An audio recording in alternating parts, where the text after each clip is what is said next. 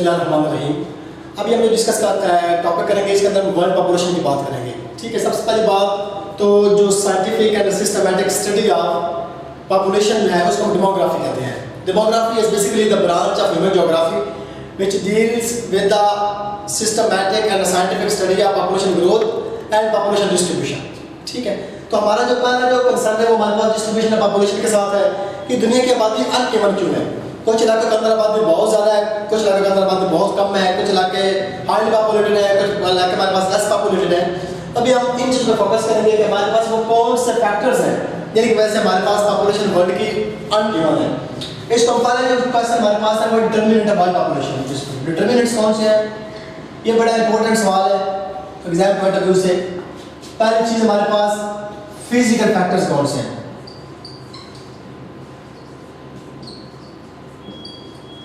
जब हम physical factors की बात करते हैं, जब हम नेचुरल फैक्टर्स की बात करते हैं, यहाँ पर टेम्परेचर की बात करेंगे। वो इलाके जहाँ का टेम्परेचर मॉडरेट होगा वहाँ पर आबादी ज़्यादा होगी, वो इलाके जहाँ का temperature extremely high extremely low होगा वहाँ पर आबादी कम होगी। ठीक है, उसके बाद फिर हम बात करते हैं आपके नेचर ऑफ सॉइल की। पहली चीज़ टेम्परेचर है, दूसरी चीज़ आपकी सॉइल है। वो इलाके जहाँ पर आपके पास सॉइल जो है वो फर्टाइल होगी वहाँ पर भी आबादी ज़्यादा होगी एज कम्पेयर टू वो इलाके जहाँ पर सॉइल का लेस फर्टाइल होगी वहाँ पर आबादी कम होगी। फॉर एग्जाम्पल हमारे पास डेजर्ट्स में आबादी कम होती है, माउंटेन्स एरियाज में आबादी कम होती है as compared to plain areas. दुनिया के जितने भी मेजर ओल्डेस्ट क्लस्टर पॉपुलेशन है, जितने भी ओल्डेस्ट सिविलाइजेशन थी वो सारे के सारे दरियाओं के किनारों पर आबाद थी। अगेन उसकी रीज़न यही है क्योंकि वो इलाके सॉइल के हवाले से फर्टाइल थे, वहाँ पर एग्रीकल्चर प्रोडक्टिविटी आसान थी, so that's why the people began to settle over there. Then आपका इंसुलेशन है, माउंटेन्स स्लोप की वो वाली साइड जहाँ पर आपके पास लाइट पड़ती है वहाँ पर आबादी ज़्यादा होती है एज कम्पेयर टू वो वाली साइड जो कि शैडो एरिया में होती है कि जहाँ पर आपके पास इंसुलेशन कम है। देन वाटर, जो आपके पास इलाके जहाँ पर वाटर इजली अवेलेबल है वहाँ पर आपके पास जो पॉपुलेशन है वो ज़्यादा ग्रो की है एज कम्पेयर टू वो एरिया जो कि एरिड टाइप ऑफ क्लाइमेट है।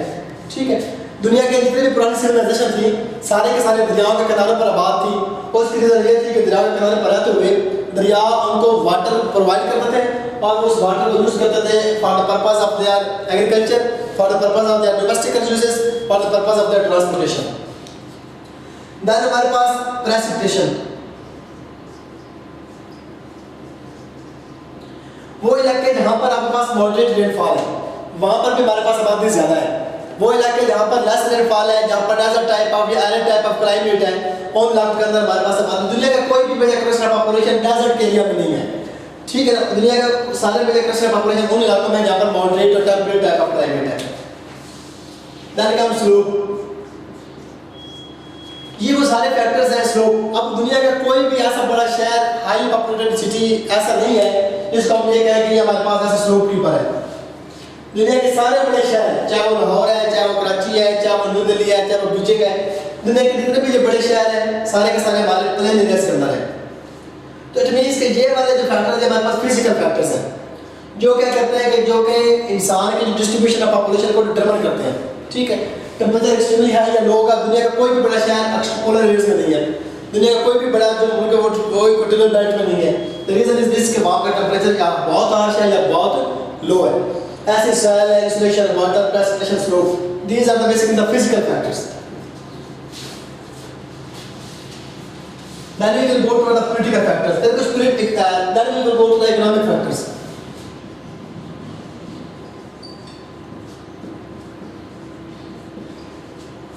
इकोनॉमिक फैक्टर्स के अंदर आपके पास एम्प्लॉयमेंट अपॉर्चुनिटीज है, बिजनेस फ्रेंडली एनवायरनमेंट है,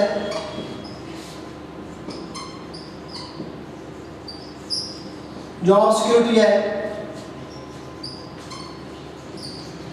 कैरियर प्रोग्रेशन है, बेटर हाउस होल्ड इनकम है,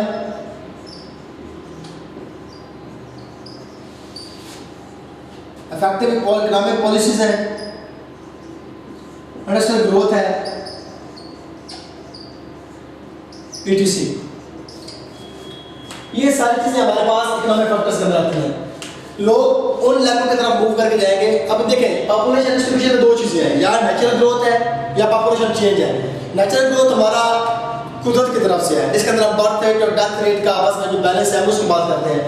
पॉपुलेशन चेंज के अंदर माइग्रेशन की बात करते हैं। एम्प्लॉयमेंट अपॉर्चुनिटीज जहाँ पर ज़्यादा होंगे वहाँ पर लोगों का फ्लो ज़्यादा होगा। शहर हमारे ग्रो क्यों कर रहे हैं? Because of employment opportunities. देहातों के अंदर आपको वो वाकई नहीं है कि आप वहाँ पर एम्प्लॉयमेंट अपॉर्चुनिटीज आपकी हो या नौकरियाँ आपको मिल जाए, तो लोग नौकरियों की तलाश में शहरों की तरफ जाएंगे। लोग थर्ड वर्ल्ड से फर्स्ट वर्ल्ड जो कंट्रीज हैं वहाँ पर क्यों मूव कर रहे हैं? डेवलप कंट्रीज में क्यों जा रहे हैं? क्योंकि डेवलप कंट्रीज उनको better source of income, better employment opportunities provide करते हैं। सो दैट्स व्हाई उन मुल्कों के अंदर आबादी जो है वो ज़्यादा हो रही है बिकॉज ऑफ द माइग्रेशन। आदो के that is a temporary settlement, लेकिन जब हम बात करते हैं पॉपुलेशन ग्रो करने की, so that's why we discuss the both things, your natural increase as well as our the population change और the anthropogenic factors. So similarly the business friendly environment, इन इलाकों के अंदर बिजनेस फ्रेंडली एनवायरनमेंट होगा, वहाँ आपका इंडस्ट्रियलिस्ट भी आएगा, वो वहाँ जाकर इंडस्ट्री अपनी स्टेबल करेगा, वहीं पे आपके पास वर्किंग क्लास जाएगी, उस इलाके की जो आबादी जो है वो ग्रो कर जाएगी। Then job security, then career progression, लोग उन इलाकों में जाएंगे जहाँ पर बेटर कैरियर प्रोग्रेशन होगी, तो उनको पता होगा कि यहाँ पर जॉब सिक्योरिटी भी है, कैरियर प्रोग्रेशन भी है। Then your household income, then your effective economic policies of the government, the stable government, ठीक है, और इंडस्ट्रियल ग्रोथ, एग्रीकल्चरल ग्रोथ, ये सारी चीज़ें आपने इकोनॉमिक फैक्टर्स के अंदर डिस्कस कर देनी है। तो ये economic factor are the second determinant factors which ensures basically the world population distribution. Third is the political factors.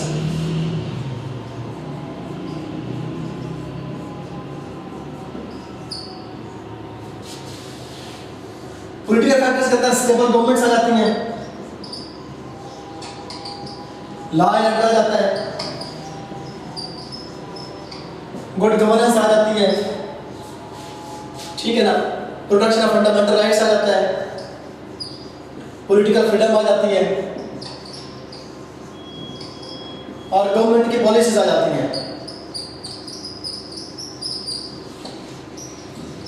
तो ये सारी चीजें बेसिकली हमारे पास पॉलिटिकल फैक्टर्स हैं। लोग उन इलाकों में जाएंगे जहाँ पर स्टेबल गवर्नमेंट्स होगी। कोई भी बंदा अफगानिस्तान में नहीं जाएगा, आप क्यों? उनको पता है कि अफगानिस्तान का अनस्टेबल गवर्नमेंट है, तालिबान है, मार देंगे, ये कर देंगे, वो कर देंगे। So that's why the people will not go there. So the people will go to the Scandinavian countries, the people will go to the European nations. Why? Because the stable governments है, better law and order है, good governance भी है, fundamental rights भी government मिल जाते हैं, political freedom भी है और गवर्नमेंट की पॉलिसीज। गवर्नमेंट की पॉलिसीज अगर हमारे पास वो इनकरेज कर रही हो, इजी आपके पास टर्म्स एंड कंडीशंस हो फॉर योर माइग्रेशन के लिए या आपके पास रेजिडेंस के लिए या नेशनलिटी के लिए, then the people will go to those areas. So these are basically the political factors हैं जो कि डिटरमाइन करते हैं हमारे पास पॉपुलेशन डिस्ट्रीब्यूशन को, ठीक है। उसके बाद हमारे पास आ जाते हैं कल्चरल फैक्टर्स।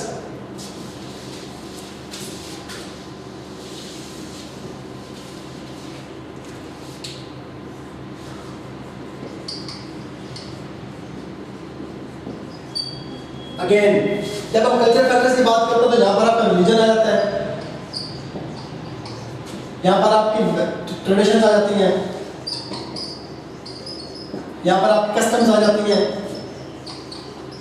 यहाँ पर आपके पास कॉमन हिस्ट्री आ जाती है, etc। यूनाइटेड इंडिया डिसइंटीग्रेट हुआ, पाकिस्तान और भारत, इंडिया और पाकिस्तान दो हमारे पास मुल्क जो थे वो उम्र से वजूद में आए। The Muslims who were living in India they preferred to stay in Pakistan, while the Hindus and the Sikh who were living in the Pakistan they preferred to move towards India.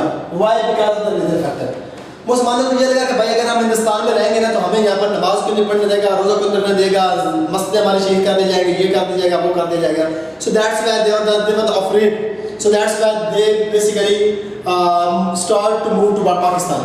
Similarly हमारे पास पाकिस्तान के अंदर उस वक्त के पाकिस्तान के इलाकों के अंदर जो हिंदू या सिख रहते थे उनको ये लगा कि अगर हम यहाँ पर रहेंगे तो हमारा जो रिलीजन जो है, हमारा जो कल्चर जो है वो अंडर थ्रेट होगा, वो इंडेंजर होगा। सो that's why it is better for us कि हम इस इलाके को छोड़ के हम उस इलाके में चले जाएँ जहाँ पर हमारे मेजोरिटी हमारे अपने रिलीजियस वैल्यूज हैं, ठीक है। वो बाद में जो हुआ वो एक अलग स्टोरी थी, लेकिन यहाँ पर हमारे पास एक रिलीजन जो था ये एक बहुत बड़ा फैक्टर था जिसने डिस्ट्रीब्यूशन ऑफ पॉपुलेशन में रोल प्ले किया। Then your tradition, then your custom, then your common history, तो ये सारी चीज़ें समझ आती हैं। Then comes our social factors. Social factors के अंदर अगेन आपका फूड सिक्योरिटी, आपका एम्प्लॉयमेंट अपॉर्चुनिटीज़, ठीक है ना, और आपका वीमेन सिक्योरिटी, आपकी मिनॉरिटी सिक्योरिटी, ये चीज़ें सारी इसके अंदर आ जाएंगी। देन हमारे पास आ जाता है टेक्नोलॉजिकल एडवांसमेंट्स।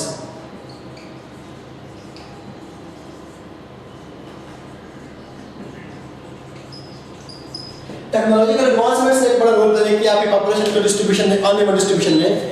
जन लाइफ के अंदर हमारे पास देखिए पुराने ज़माने के अंदर लोगों को पता ही नहीं था, हमारे फादर शायद यही समझते होंगे अगर 100 साल के पहले के 200 साल पहले के बंदे को उठा के लाए कब्रों से, ठीक है ना, तो अब वो यही समझते होंगे या के मतलब है शायद पूरी दुनिया यही खित्ता, यही इलाका, यही मुल्क, यही गाँव, यही शहर है। लेकिन आज के दुनिया के अंदर लोगों को पता चल गया कि भाई दुनिया का हमारा बेटर फ्यूचर वहाँ पे है, so that's why we have to go over there. So ये टेक्नोलॉजिकल एडवांसमेंट जो है इन बड़ा रोल प्ले आपके पॉपुलेशन डिस्ट्रीब्यूशन में। पहले के इंसान सोच ही नहीं सकता था कि वो यूरोप जैसे मुल्क में जाएगा। आप जनाब आप फॉरेन टिकट कराते हैं और आप चले जाते हैं, अमेरिका में जा रहे हैं, यूरोप में जा रहे हैं, पूरी दुनिया के अंदर वर्ल्ड एक ग्लोबल विलेज बन चुकी है।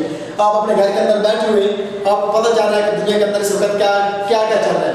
तो ये सारी ये चीज़ें जो बेसिकली है ना, ये हमारे पास एक फैक्टर्स हैं, ये डिटर्मिनेंट्स हैं, ये वो कैटलिस्ट है जो कि वर्ल्ड की पॉपुलेशन डिस्ट्रीब्यूशन को कंट्रोल करते हैं। तो ये गया हमारे पास वर्ल्ड की डिस्ट्रीब्यूशन पॉपुलेशन की उसके डिटर्मिनेंट्स थे, फिजिकल फैक्टर्स, और फर्दर हमने को 10-12 देखे, इकोनॉमिक फैक्टर फर्दर 7-8 कर दिए, पॉलिटिकल फैक्टर्स की फर्दर 7 क्लासिफिकेशन की है, कल्चरल फैक्टर्स को फर्दर 7 क्लासिफिकेशन अलग अलग एग्जांपल हमने किया है, social factors and then technological factors. तो ये सारी चीज़ें हमारे पास आ जाती हैं पॉपुलेशन डिस्ट्रीब्यूशन में। इसके साथ हमारा जो नेक्स्ट टॉपिक है इसी के साथ तो मिलता हुआ, ठीक है, वो हमारे पास है basically world middle class population and world density population भी ये रहता है।